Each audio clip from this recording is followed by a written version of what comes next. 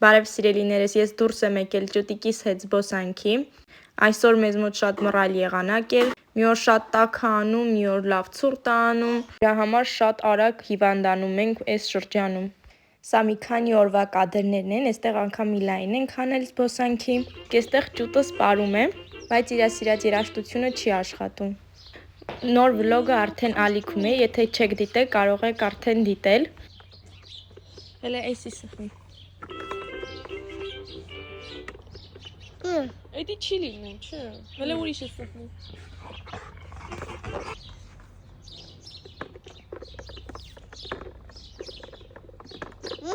Չի լինում, ուրիշ է սխմի։